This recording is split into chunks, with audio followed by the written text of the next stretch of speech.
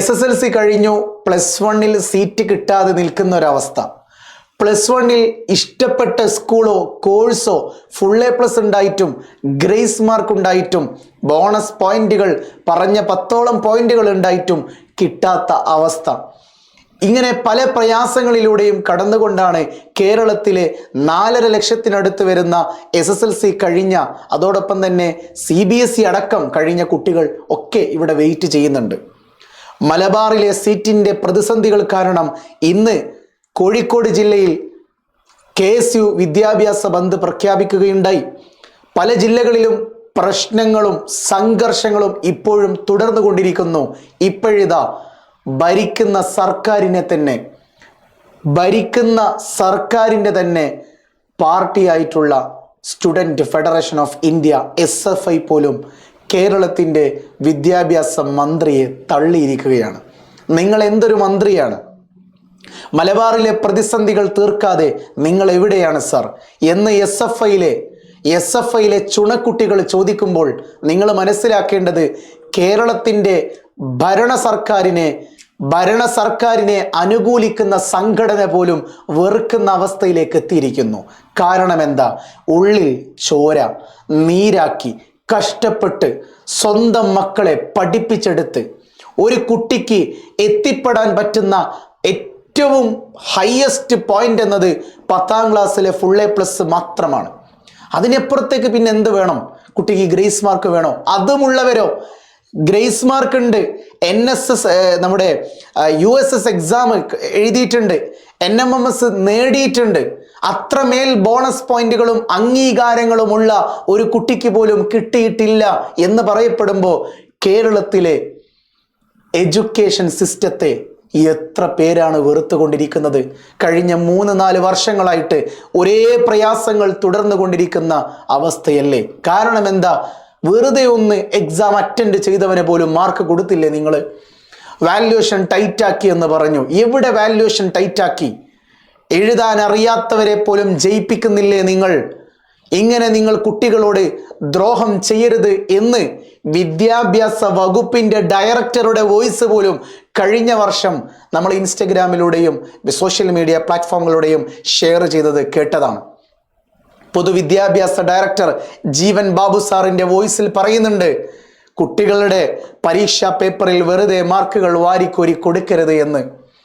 ഇതൊക്കെ എന്തുകൊണ്ട്?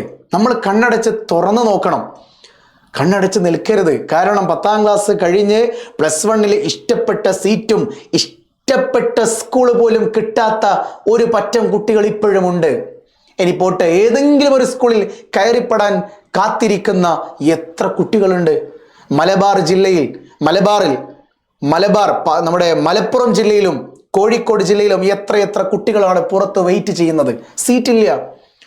ജൂൺ 24-ാം തീയതി കേരളത്തിലെ ഫസ്റ്റ് അലോട്ട്മെന്റിലും സെക്കൻഡ് അലോട്ട്മെന്റിലും തേർഡ് അലോട്ട്മെന്റിലും സീറ്റ് ലഭിച്ച് പെർമനന്റ് ആയിട്ട് ജോയിൻ ചെയ്ത കുട്ടികൾ ഈ തിങ്കളാഴ്ച സ്കൂളിലേക്ക് പോകുമ്പോൾ ഒരു പറ്റം കുട്ടികൾ പുറത്ത് നിൽക്കുകയാണ്. തൻ്റെ വീട്ടിൽ സീറ്റില്ല, കേരളത്തിൽ സീറ്റില്ല, കൊടുക്കാൻ ഗവൺമെന്റിന് കഴിയുന്നില്ല. കാരണം അർഹിച്ചവന് പോലും കൃത്യമായ രീതിയിൽ കൊടുക്കാൻ കഴിയാത്ത ഒരു പൊതുവിദ്യാഭ്യാസ വകുപ്പിനെയും പൊതുവിദ്യാഭ്യാസ മന്ത്രിയെയും കേരളത്തിൻ്റെ അവരെ അനുകൂലിക്കുന്ന പാർട്ടി പോലും ലജ്ജിച്ച് തള്ളുകയാണ്. ഒന്ന് ആലോചിച്ച് നോക്കിയേ. ഇന്നലെ KSU, ഇന്ന് SFI, നാളെ മറ്റേതെങ്കിലും പാർട്ടിക്കാരാവട്ടെ, ഇവരൊക്കെ ആരാ? സ്റ്റുഡൻറ് ഫെഡറേഷൻ, വിദ്യാർത്ഥികൾക്ക് വേണ്ടി സംഘടിപ്പിച്ചിരിക്കുന്ന സംഘടനകൾ. ഇതൊക്കെ ഓരോ പാർട്ടികൾ അനുകൂലിക്കുന്ന സംഘടനകൾ. ഓരോ സംഘടനകളും ഇന്ന് എതിർക്കുന്നത് ആരെയാ? കേരളത്തിൻ്റെ വിദ്യാഭ്യാസ മന്ത്രി V ശിവൻകുട്ടി സാറിനെ, കേരളത്തിൻ്റെ പൊതുവിദ്യാഭ്യാസ വകുപ്പിനെ, കേരളത്തിൻ്റെ എഡ്യൂക്കേഷൻ സിസ്റ്റത്തിനെ. MS കഴിഞ്ഞ 3-4 വർഷങ്ങളായിട്ട് അഹോരാത്രം യൂട്യൂബിലൂടെ പറഞ്ഞിട്ടുണ്ട് ജസ്റ്റിസ് ഫോർ +1 സ്റ്റുഡൻസ് എന്ന്.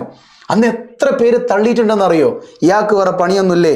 കുട്ടികൾക്ക് വേണ്ടിയിട്ട് കൊടി പിടിക്കാൻ, കുട്ടികളുടെ കയ്യിലേക്ക് കൊടി പിടിച്ച് കൊടുക്കുന്ന ഒരു അധ്യാപകനുണ്ട് യൂട്യൂബിൽ, MS സൊല്യൂഷൻസ്. കുട്ടികളുടെ കയ്യിലേക്ക് MS കൊടുത്തൊരു കൊടിയുണ്ട്. ആ കൊടിക്കൊരു കളറുണ്ട്, അതൊരു കറുത്ത കൊടിയാ. ആ കൊടിക്ക് കറുത്ത കളറാണ്, കാരണം അതൊരൊറ്റ കൊടിയാ. ആ ഒറ്റക്കൊടിയുടെ പേരെന്താണെന്നറിയാം നിങ്ങൾക്ക്? വിദ്യാർത്ഥി ഐക്യം സിന്ദാബാദ്. വിദ്യാർത്ഥി ഐക്യം സിന്ദാബാദ് എന്ന ഒരൊറ്റക്കൊടിയിൽ ഒരൊറ്റ മുദ്രാവാക്യത്തിൽ കേരളത്തിലെ ബഹുഭൂരിപക്ഷം വരുന്ന 10ാം ക്ലാസ് കഴിഞ്ഞ +1 കാലെടുത്ത് വെച്ച് ജസ്റ്റിസിന് വേണ്ടി പോരാടുന്ന കുട്ടികളുടെ മുന്നിൽ നിന്നിട്ട് പ്രസന്റ് ചെയ്തുകൊണ്ട് കളക്ടറേറ്റിന്റെ മുന്നിൽ പോയിട്ട് സമരം ചെയ്ത ഒരു MS ഉണ്ട്. നിങ്ങൾക്കറിയില്ല അതൊന്നും. അതൊക്കെ പറയാൻ തുടങ്ങിയാൽ ഇന്ന് എന്നെ വിശ്വസിച്ച് ആപ്പിലൂടെ ജോയിൻ ചെയ്ത കുട്ടികൾക്കൊക്കെ ഒരല്പം താഴേണ്ടി വരും.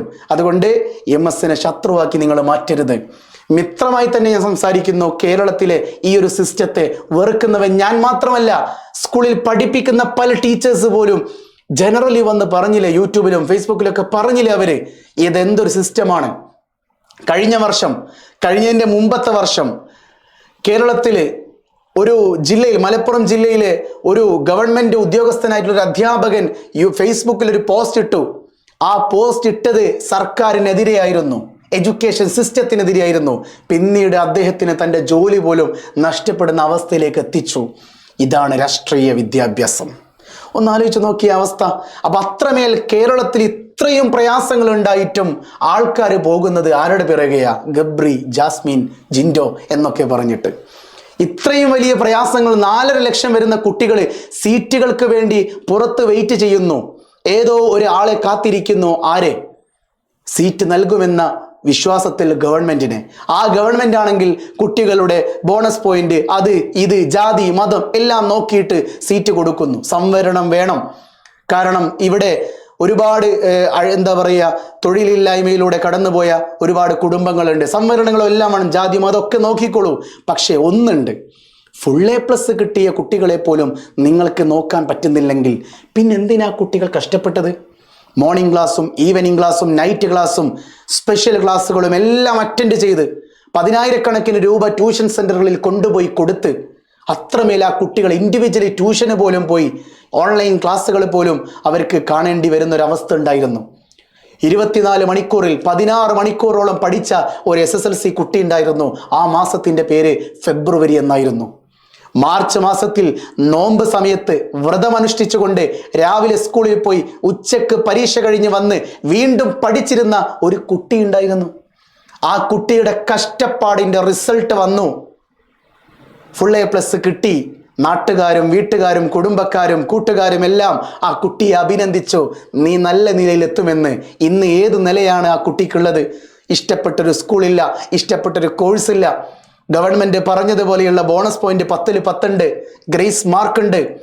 ഗ്രേസ് മാർക്ക് ഇല്ലാതെ തന്നെ ഫുൾ A+ വാങ്ങിയ കുട്ടികളുണ്ട്. എന്നിട്ടും വീടിന്റെ തൊട്ടടുത്ത പഞ്ചായത്തിലെ ഒരു സ്കൂളിൽ ഒരു സീറ്റ് കിട്ടണമെങ്കിൽ ഗവൺമെന്റിന്റെ ഉളുപ്പില്ലാത്ത കൈകളിൽ പിടിച്ചിട്ട് കൂപ്പണമെന്ന് പറയുമ്പോൾ എന്ത് വിദ്യാഭ്യാസമാണ് ഈ കുട്ടികൾക്ക് ഇവിടെ കാണിച്ചു കൊടുക്കുന്നത് എന്നാണ് MS ചോദിക്കാനുള്ളത്.